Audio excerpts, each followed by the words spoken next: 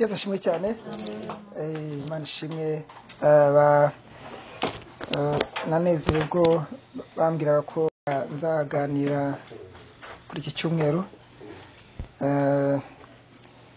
Nanjye numva ari itaranto yanjye ncungiraho, ndiraho, nkoreraho Uwiteka yampaye yo gusangira cyangwa gusangiza ijambo ry'Imana.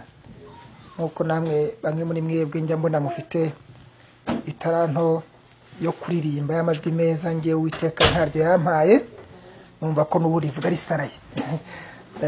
Ariko namwe Uwiteka arabahaye, nanjye Uwiteka yampaye ibi ngibi. Kandi nkuko mujya mubona iyo mutera muririmba nanjye njya mbikiriza, namwe nimvuga ijambo ry'Imana mujya munyikiriza. Yesu ashimwe cyane. Ndagira ngo dusome ijambo ry'Imana mu Efeso ibice 3. Mu murongo wa 14 bavuga ngo nicyo gituma mfukamira Data wa twese, uwo imiryango yose yo mu ijuru n'iyo mu isi yitirirwa, ngo abaye nk'uko ubutunzi bw'ubwiza bwe buri uko imezwa cyane mu mitima yanyu kubw'umwuka we. 17. Kandi ngo Kristo ahore mu mitima yanyu kubwo kwizera, kugira ngo ubwo mumaze gushorera imizi mu rukundo mukaba mushikamye, muhabwe imbaraga zo kumenyera hamwe n'abera bose ubugari n'uburebure bw'umurambararo n'uburebure bw'igihagararo n'uburebure bw'ikijyepfo bwarwo, ubwo ari bwo. 19. Mumenye n'urukundo rwa Kristo ruruta uko rumenywa, ngo mwuzuzwe kugeza ku kuzura kw'Imana. Haleluya. Yesu ashimwe cyane. 20. Nuko ibasha gukora ibiruta cyane ibyo dusaba ndetse n'ibyo twibwira byose, nk'uko imbaraga zayo zidukoreramo. Icyubahiro kiri cyayo mu itorero no muri Kristo Yesu kugeza iteka ryose ibihe bidashira. Tuvuge ngo amen. N'ubu n'ibikomurongo hanyuma ngo amen. Yesu ashimwe cyane. Haleluya. Imana ishimwe cyane. Paulo umukozi w'Imana wayikoreye kuva ubwo yahuraga na Kristo, hanyuma Kristo akamwiyereka, noneho Paulo agahaguruka amaze kubona Kristo, amaze kumenya uwo ari we. Paulo yarahindukiye, uko yagendaga agiye kwica no gutoteza abantu b'Imana, arahindukira, ahubwo no agenda agiye kuvuga Kristo. Wa Kristo yagiye kwica abantu be, ahubwo agenda ashaka abandi. Yesu ashimwe cyane. Ahubwo ababwira Kristo ubwanike. Yesu ashimwe. Akaba yarazungutse cyane mu matorero hirya no hino mu bisagara bitandukanye, agenda atangiza amatorero. Haleluya. Agenda atangiza umurimo w'Imana. Yesu ashimwe cyane. Ndetse akaba ari nawe Yesu yakoreyemo kugira ngo ubutumwa bwiza busohoke, butangire buze mu banyamahanga natwe butugereho. Yesu ashimwe cyane. Noneho yakoze ingendo nyinshi, kandi akagira urukundo rw'umurimo w'Imana, urukundo rw'abantu b'Imana, n'urukundo rwa Kristo wamutumye. Yesu ashimwe cyane. Noneho urukundo yagize ni nk'ahangaha yasabiye ubwoko bw'Imana iri torero, ati icyo basabiye. Ahangaha ubundi Paulo yarageze aho atangiye kwiyumvamo yuko ashobora kwimurwa mu isi. Yarageze aho atangira kwiyumvamo yuko aba arimo kubona ibyo arimo gukora, aho arimo kugera ashobora kutazahagaruka. Turi kumvikana? Ashobora kutazahagaruka. Noneho akageraho agasura abantu b'Imana, akumva ibyo afite byose yabibaha, Haleluya. Akumva Kristo afite yamubatamika, akamubatamika akamuhuzuza, akumva yanyurwa atashye yizeye ko Kristo bamuriye wese. Yesu ashimwe cyane. Akumva noneho akumva ati nabigenza ne kugira ngo naye numva nyuzwe, numva ko Kristo namuriye wese mumufite. Haleluya. Noneho niko kuvuga ati icyo mbasabira, icyo numva mwaka ubundi kuvuga ngo kubasabira ni ukuvuga ngo agifite yakibaha. Tukumvikana agifite yakibaha. Ariko ati icyo mbasabira ni ukugira ngo icyo tuma mvuga amadata wa twese uw'imiryango yose aramuvuga ati kandi ngo Kristo ngo ni ukugira ngo abahe nk'uko ubutunzi bw'ubwiza bwe buri gukomezwa cyane mu mitima yanyu umwuka we. Yesu ashimwe cyane. Haleluya. Yabaga ari kumwe nabo bakagira ibihe byiza, akavuga Yesu bakaryoherwa, akavuga Yesu bakumva rwose, haleluya, bakumva bazamutse. Ariko yahava yajya kumva hari ibindi bintu byaje birabatera bikajya bibavangira. None akabati iyaba niyo naba ndahari, iyaba byashobokaga mukagira ubutunzi bw'ubwiza bwe buri mu gukomezwa cyane mukamugumamo, n'abamari n'abandahari mukaba murimo. Yesu ashimwe cyane. Ngo kandi ngo Kristo ahore mu mitima, ahore mu mitima yanyu, kugira ngo muze gushora imizi muri rukundo mukaba mushikamye, nubwo mugaragara yuko mwigishijwe, ubwo maze kugira imizi, mumaze kugira inyigisho z'ibanze, mukaba muzi ibyo ari byo, nubwo mubasha kuba aho mwashyika hose bashobora kubabaza ngo Yesu mwizera ninde, mukaba mwasobanura ngo Yesu twizera ni Yesu wapfiriye ku musaraba i Golgotha, ni Yesu watuzukiye, mukaba mwabisobanura. Ubwo ibyo mubizi. Ariko yaba mwahabwaga, haleluya, yaba mwahabwaga imbaraga zo kumenya hamwe n'abera ubugari n'uburebure hose inguni zose mukaba muzizi za Yesu. Yesu ashimwe cyane. Ku buryo nimushyika mu nguni ikabaza ngo ubutinganyi, muba mubasha guhagarara mukavuga ubutinganyi, ubudayimoni, ububi n'ibizimu biri mu butinganyi. Tukumvikana? Ku buryo nimushyika mu nguni y'inzu ya Yesu mugasanga aho barimo kuvuga divorce, mubasha kwerekana impamvu n'umwijima uba wateye izo gahunda zigenda gutyo. Iyaba mwari muzi uburebure, ubugari, igihaga byose hose, nk'uko umuntu amenya inzu yiyubakiye akamenya ati iriya nguni iba mibi, iriya nguni yashyize muri no buye, hariya nashyizemo, nk'uko umuntu amenya inzu yiyubakiye. Iyaba namwe mwari mushoreye muzi. Ari iwacu mu Rwanda ubundi imibare muri 92 na 3 y'abakristo yavuga ko abakristo bageze nko kuri 80%, hafi 90%. Iyi mibare y'abakristo 90%. Abakristo no kuvuga ngo abantu ba Kristo, abantu ba Kristo bari bageze barenze 90%. None se abantu ba Kristo baricana? Okay, wenda mvuze icyo kibazo kwa kwenda muhita mucyumva cyane. Ariko se noneho jya noneho mu buzima bwacu bwite, hari byinshi turebe kose. Umuntu wa Kristo yitwara cyane, umuntu wa Kristo agenda cyakoko, umuntu wa Kristo abaho cyakoko, umuntu wa Kristo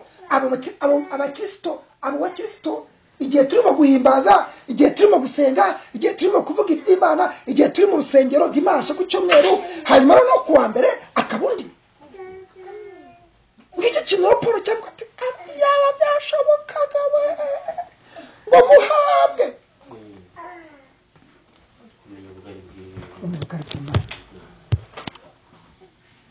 atari ugutera baraza, atari kugira umuriri kubera ko wenda habayeho gusurwa.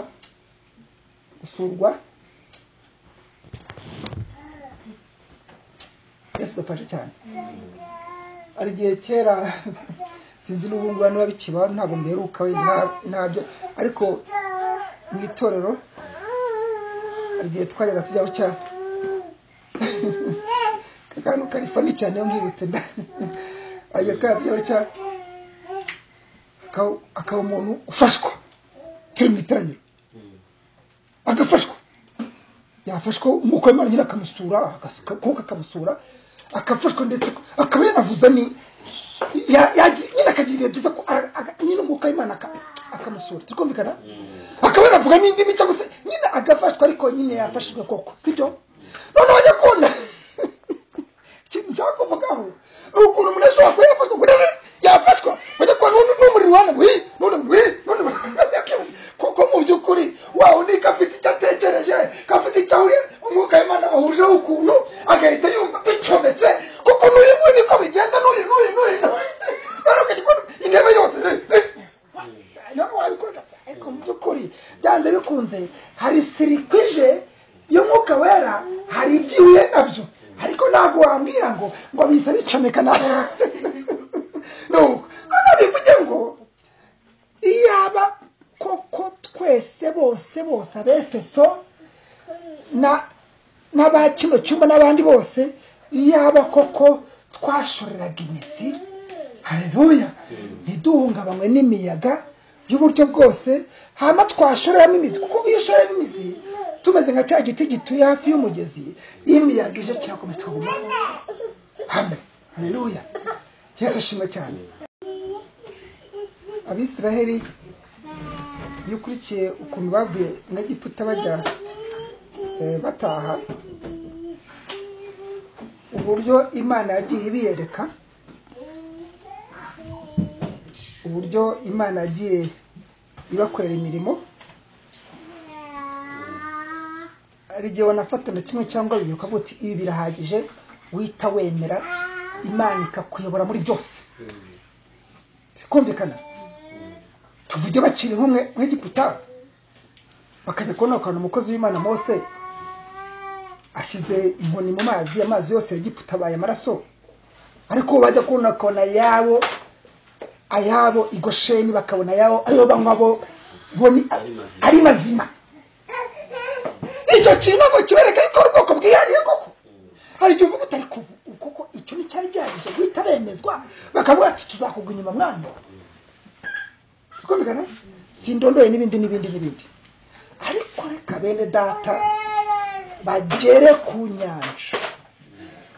Tukumvikana, babona inyanja imbere yabo, nibarangiza babone Farawo inyuma arabakurikiye. Muribuka induru bavugije?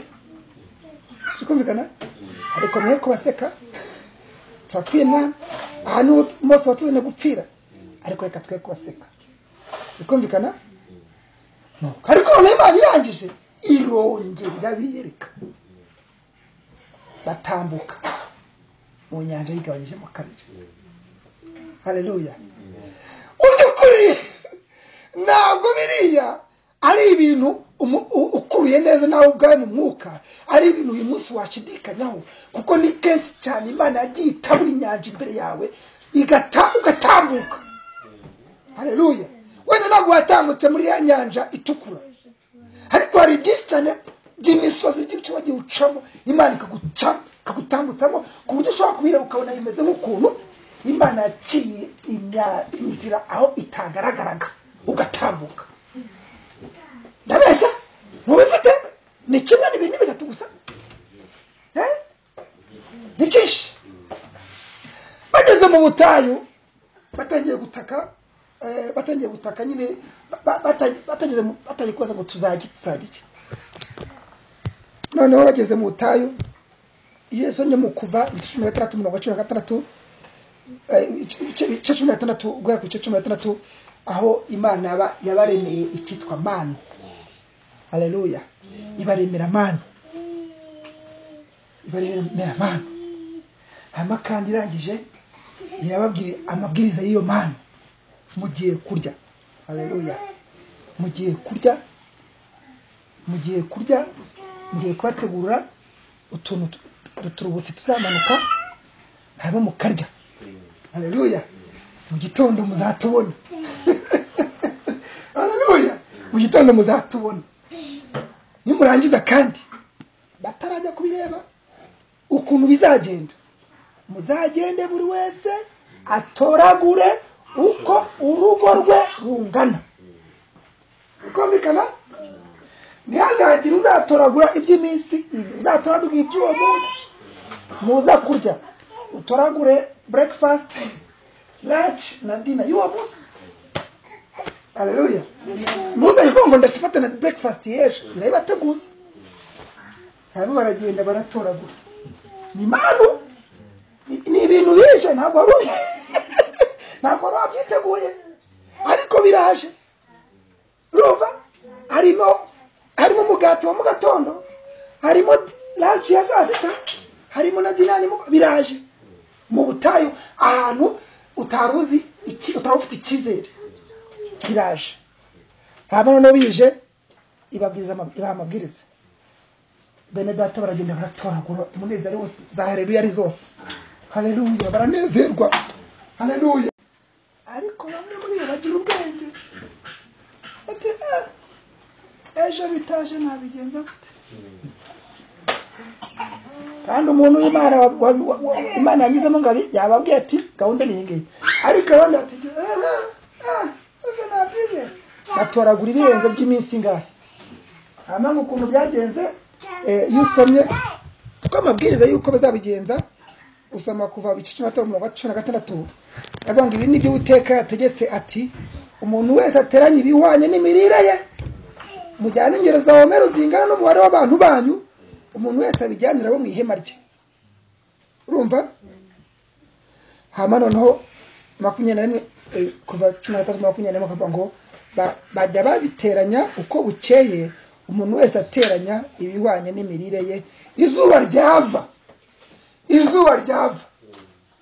bikashiraho bikayaga bigashiraho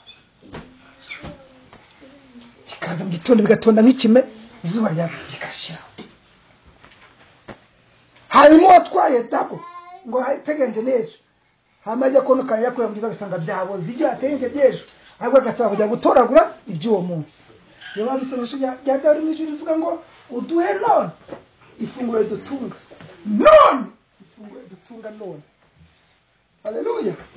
Uduhe none ifunguro ridutunga. Yesu ashimwe cyane. Ariko noneho abangaba nabo buriya Paulo abasuye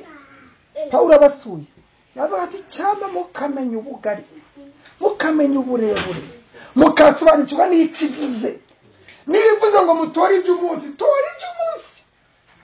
Haleluya. Wewe kwiganyira ngo nzabaho nzabigenza gute?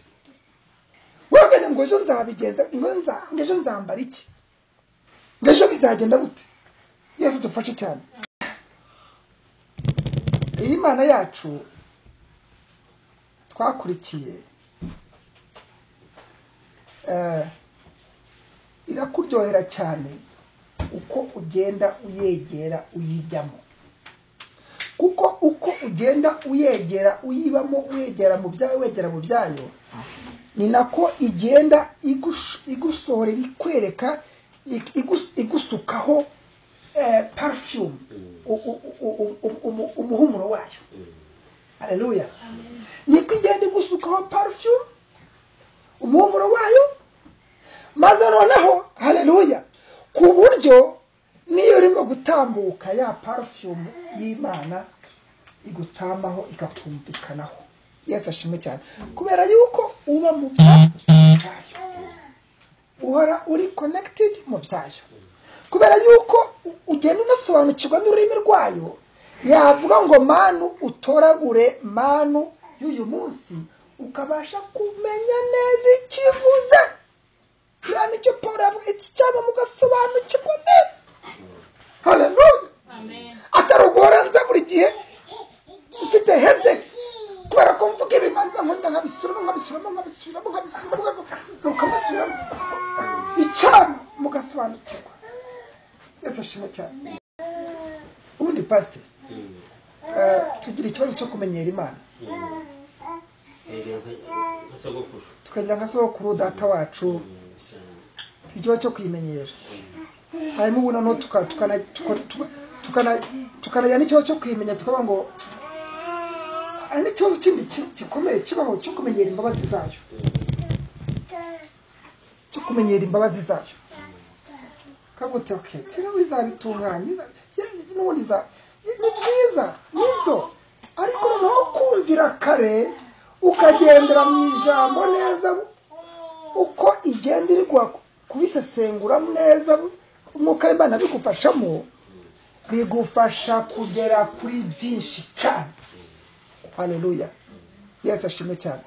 Udahora uhungabanywa n'imiyaga yose ije.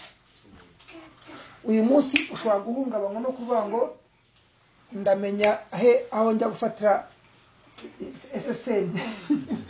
Wenda ukinjira mu gihugu utiya ugomba SSM social security number ugatandira aho kantu mu gitondo ukabona akantu korose ukakabona.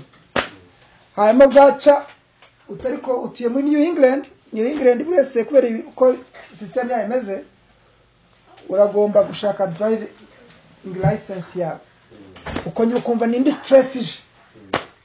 Turikumvikana muri Imana yacu uyikeneye kugira ngo igufashe kumenya SSN paje yarijya ku ruhande mu gatondo igufashe kumenya bya driving license. Turikumvikana muri make ni isengesho rya step by step ikintu ku kindi. Turikumvikana driving license nibaho bitewe nuko bimeze afate ibibazo by'umunsi ku munsi. Ndibuka dutegura ubukwe njye na Madu dutegura ubukwe mwaka wa 2005 hamwe no mu kibazo cy'uko nta n'ubushobozi nifite nta babyeyi nta muryango mfite wo kubangura nkwera cyangwa se ngo nibangu byose nagomba kwishakashakishiriza n'utundi tuntu twose cy'ubukwe. Ariko haraho nageze Uwiteka twice ko buri gihe twanahoraga consultinga na Mado uko tubigenza nyine muri cyasa yacu. Ariko aho twageze Uwiteka atwigisha gutegura ikintu uwo mushinga w'ubukwe kuwutegura kimwe ku kindi. Bisobanuye ngo niba turi mu kwezi kwa kabiri kwa 2005 tuzakora ubukwe mu kwa 12 kwa 2005. Hari ibintu byo mu kwa 12 na reception itakwiye kwa birimo gutekerezwa mu kwa kabiri kubera ko mu kwa gatatu ahubwo hari ibindi bihari wakwiye gutekerezaho cyane cyane kwiyandikisha mu nzego za leta kugira ngo mutegure wenda civil zaba mu kwa 8 ko twabiteganyije. Hano no kandi hari ibindi byerekeye kujya kwa muganga kwipimisha. Ni gute urimo gusimbuka ibyo byose bikuriye imbere ejo bundi ukabutangiye kuba stress uri gutekereza mu kwa 12 niko byagendekeye. Neze ngiye kuba stress ntaburi bitotsi ukwa 12 reception akabari ndimo gukura. No Uwiteka arangendera arambwira ati mwana wanjye tuza fata ikintu kimwe ku kindi. Haleluya. Fata kimwe ku kindi. Fata kimwe ku kindi. Niba ari gahunda yo kutegura kuzajya kwipimisha kwa muganga banza ari byo utegura ukirangize. Hanyuma noneho ejo wongera utegure gahunda zo kuzajya gufata irembo ubitegure ariko kimwe ku kindi. Haleluya. Ibyo bintu bimaze kunjyamo byahise bimfasha ubukwe bwanjye buroroha cyane, stress ziragabanuka, najya kugera ku zindi step ngasanga Uwiteka ari ukuntu yagiye already system na environment ayitegura kubw'iyo gahunda igiye kuza. Haleluya, Imana ishimwe cyane. Nuko natwe tugira ubukwe nk'ubw'abandi bose, bwiza nk'ubw'abandi bose, bukijwe nk'ubw'abandi bose, bwitabirwa nk'ubw'abandi bose. Abantu bacu twakoze invitation abantu 500 bumva bararenze, kuko twakoze invitation 500 bari mu miryango n'abari cyose. Ari Yesu ashimwe cyane, Imana ishimwe kandi yabicyubahiro. Ariko Imana yacu ikeneye kugira ngo tuyoborwe nayo kandi umunsi ku wundi. Ni nayo mpamvu Abisirayeli babwiwe yuko bakeneye gufata manu y'umunsi, mbega nayo ikeneye ko igumana ubumana bwayo, bwo kugira ngo muri wowe uba ufite ngo mfite papa arangaburiye uyu munsi, papa ejo uzanangaburire maze. Haleluya, umpaye manu.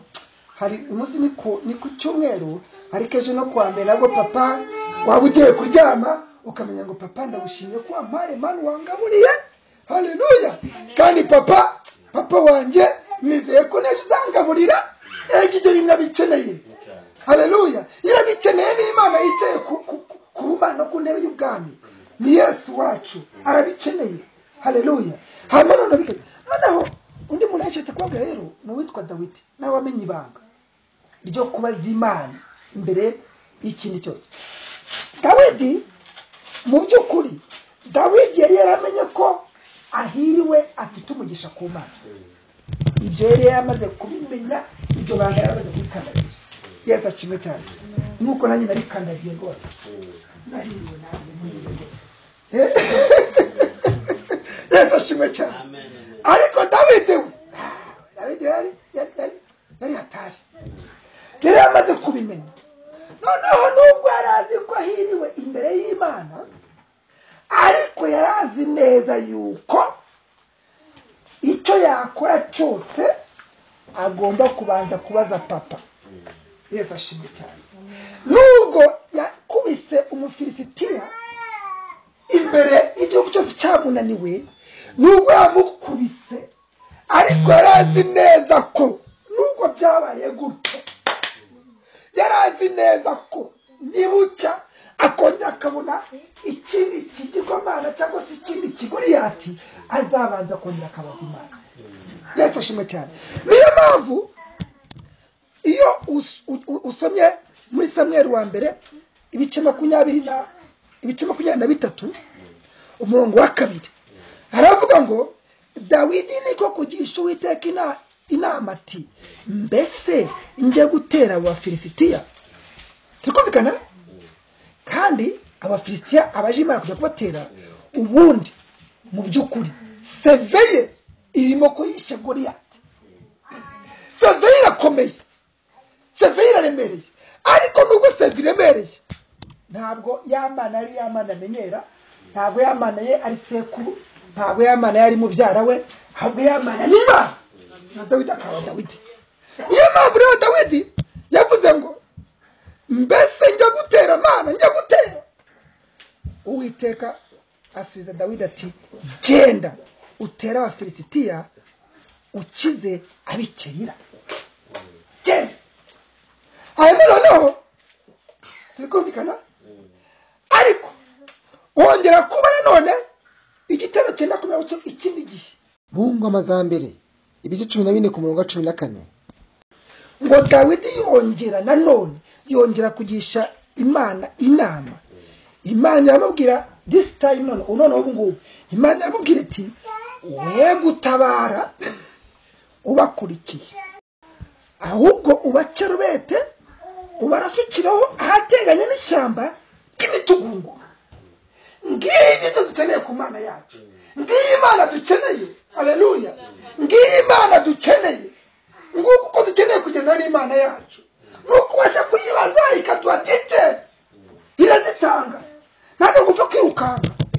Nuko baza kwibaza ikabasha kubwira ngo uyu munsi mubigenza uko wabigenza kuko akundi, uyu munsi byo ubigenze gutya, ubacirubete nuba ngo ubaca inyuma. Tukumvikana? Noneho ubarasukiraho inyuma, irangije imuhatiteri ngahateganye n'ishyamba. Ishyamba ntabwo ari ishyamba ribonetse ryose, ni ishyamba uza kubona ry'imitugungu. Yesu ashimwe cyane. Mana Uwiteka Imana yanjye Yesu Kristo, ni gute nabasha kuba ngiye kwinjira muri step runaka. Reka mvuge urugero, wenda nubwo gushaka akazi runaka, nkabasha kugira kuyoborwa n'Imana ikambwira ngo iyo dosiye rero uyice rubenge, iyo application ubigenze gutya, cyangwa se kabanya nambwira ngo no, iyo application uyikora, ni gute na uwo muntu arahiriwe uyoborwa n'Imana gutyo day by day, munsi ku wundi, uwo muntu arahiriwe. Haleluya. Kandi Imana irabikora, Imana irabishobora, Imana igiye ibidukorera, Imana irabinkorera, Imana yabigukorera, Imana yabikorera Dawidi, ntawe yabigukorera. Ni iki bisaba? Birasaba iki? Nuko bisaba yuko utayimenyera, ahubwo ukumva yuko ubasha kuganira nayo ukayaditeza. None se wa mugani kugira ngo iyo details Dawidi, nuko Dawidi yabaga yihaye umwanya. Turikumvikana? Kugira ngo iyo details Paulo, nuko Paulo yabaga yihaye umwanya. Kugira ngo nawe guhe details, nuko ugomba kuba yihaye umwanya. Bivuge ngo muri timetable yawe wakwiye kuba wicara, yego uzimo gahunda yo kuza gusenga hano, uzimo gahunda yo kujya kuri church, izo ni gahunda za rusange, ariko kuri details zawe zihariye turikumvikana, wakwiye kuyegera ikaguha details zawe zihariye. Umugore wanjye ni imibiri yombi, wenda irashaka kuzagira umugore w'inzobe cyangwa se umugore w'igikara, ukeneye details zihariye. Haleluya. Turikumvikana? Akazi kanjye ni kariya nkorera hariya, ariko wenda ukeneye ko ujya hariya cyangwa ukora ibi ngibi. Haleluya. Kanaka Imana imuhaye ifarashi, ikambyita ifarashi y'umweru cyangwa se y'ikigina. Wenda wowe nujya kuba karidira izakenera kuguha ifarashi isa gutya. Haleluya. Ufite icyo nshatse gusobanura, biraryoha cyane, bikanezeza kubana n'Imana. Haleluya. Kuri gahunda muri make rero, hejuru y'izi gahunda za rusange, bene data nshuti zanjye, ndabinginze mujye mugira gahunda y'umwihariko n'Imana, kandi gahunda ihoraho. Haleluya. Umunsi ku wundi umenye ngo hari gahunda ngira y'Imana yo kubana n'Imana yanjye umunsi ku wundi, kuko ukeneye Mana y'uwo munsi. We kumenyera Imana. Gira gahunda za rusange ni byiza, ariko ugenda gahunda yawe niyo yaba igihe gito kingana gute, ariko ugira gahunda Imana izi yuko muza kubana by'umwihariko. Ukabati mwana wanjye yaje, umwana wanjye dufitanye appointment saa runaka niyo tugirana umwana wanjye. Haleluya. Ndetse iyo appointment uyifite appointment yo gahunda uyifite, ujya kuyigeraho hari ukuntu even your mindset yabyiteguyeho. Haleluya. Hari isaha njyewe ngira mbana n'Imana, iyo saha njya numva yuko na mbere y'amasaha imbere ko ngeramo hari ukuntu ntangira kuyitekerezaho. Haleluya. Mwumva hari utuntu nateguye ni daddy turazaganira tuno tuntu. Haleluya. Ku buryo niyo ugeze muri iyo saha yo kujya kubana n'Imana, hari ukuntu wabiteguye. Haleluya. Hanyuma nukavuga daddy ukajya kubona wabiteguye, ariko bihoraho. Kandi na daddy nawe iyo azi ko ari isaha runaka mujya mubonana, itari isaha ya rimwe na rimwe, ahubwo isaha runaka mujya mubonana, nawe hari ukuntu aba yakwiteguye rega papa. Haleluya. Rega ni umusirimu, ni umwami usukuye cyane, arazi mwana wanjye araza kumbona iyi saha, arabizi mwana wanjye tubaza kuganira. N'abari ukuntu bateguye utuntu, hari ukuntu muganira mukigirana ibihe byiza byo kwigana, wajya kuryama kakwereka kamuve karimo twatu details. yatashimwe cyane kakwereka kamuvi mu gihe abandi barangariye kuri za muvi zibindi wowe ko afite ukuntu wabanye n'Imana byo iriko wajya kubona kakwerekera kamuvi ko mu ijuru kakwereka ibintu n'ibindi haleluya maze bityo rero kubera kubana nayo mubana nayo mwomatana ndakurahiye Yesu umugisha dukomerera muri we ituye details day by day haleluya munsi ku wundi tuza kuza muri Amerika yaratubwiye ngo mwitegure muzagira delay muzatinda ahantu kuri airport mu buryo bw'inzozi yabimbwira mata ariko ndabona hari dushobora kuzatinda kuri airport atse kumenyera ibintu ngende ko ugenda nisimbiza ko Imana yanyeretse kamiti kameze gutyo kandi ko niko byagenda muri Pennsylvania dusanga urubura rwa neje yaguye snow yaguye izi ndege ziba delayed ziba cancelled barangije koko cyane Imana yatweretse ko tsatinda kuri airport barangije koko indege yacu cancelled batubwira ngo batujyanye kurara kuri hotel airline atujyana turara kuri hotel twageze mu gihugu nyine tutagira kumenya igihugu haleluya turangije mu gatondo twari kuri hotel bisi ibintu byose mu gitondo twamaruhutse natwe mu gitondo batusubiza kuri airport turira indege turaza hano muri natwe Yesu ashimwe cyane ariko ako kaditezi katumye nge naba tudahungabana kuko n'ibintu bitekera bitubwiraho n'ibindi ibasha gukora cyane ibiruta ibyo haleluya Yesu abamugisha kandi Yesu Mana turashimye uri bwiza kandi uvuga neza ubasha gukora cyane ibiruta ibyo ubwira kuri Imana ikomeye cyane